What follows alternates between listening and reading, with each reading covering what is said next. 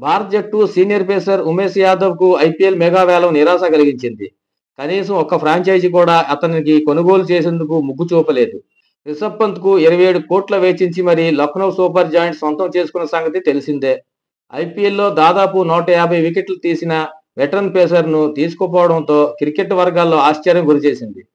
ఇప్పటివరకు ఢిల్లీ, బెంగుళూరు, కలకత్తా, గుజరాత్ జట్టుకు ఆడిన అతడు ఈసారి మాత్రం అన్సోల్డ్‌గా మిగిలిపోయాడు. తాజాగా ఓ ఇంటర్వ్యూలో ఇదే అంశంపై ఉమేష్ స్పందించాడు. ఈ నిర్ణయం తనను తీవ్రంగా కలిసివేసిందని, షాక్‌కు గురైనట్లు వెల్లడించాడు. అయితే తన పేరు వచ్చినప్పటికీ ఫ్రాంచైజీ దగ్గర తగినంత సొమ్ము లేకపోవడం వల్ల కొనుగోలు చేసేందుకు ఆసక్తి చూపించలేదేమోనని 37 ఏళ్ల పేసర్ వ్యాఖ్యానించాడు. ఐపీఎల్ 2025 సీజన్‌కు నేను ఎంపిక కాలేదని ప్రతి ఒక్కరికి తెలుసు. ఈ మెగా టోర్నీలో దాదాపు 15 ఏళ్ల పాటు ఆడా. ఇప్పుడు అన్సోల్డ్‌గా మిగిలిపోయా. ఇది నన్ను తీవ్ర షాక్‌కు గురిచేసింది. ఈ విషయంలో నాకు చాలా బాధ కలిగిందని చెబుతా. దాదాపు 150 మ్యాచ్‌ల్లో ఆడిన తర్వాత సెలెక్ట్ కాకపోతే పరిస్థితి చాలా ఇబ్బందిగా ఉంటుంది. అయితే ఇది ఫ్రాంచైజీ స్ట్రాటజీ అయ్యుండొచ్చు. లేదా మెగా వేలంలో నా పేరు కాస్త ఆలస్యంగా రావడంతో ఇలా జరిగి ఉండొచ్చు. ఇప్పటికీ ఫ్రాంచైజీల దగ్గర తగినంత సొమ్ము లేదు. ఏదేమైనా అది జరిగిపోయింది.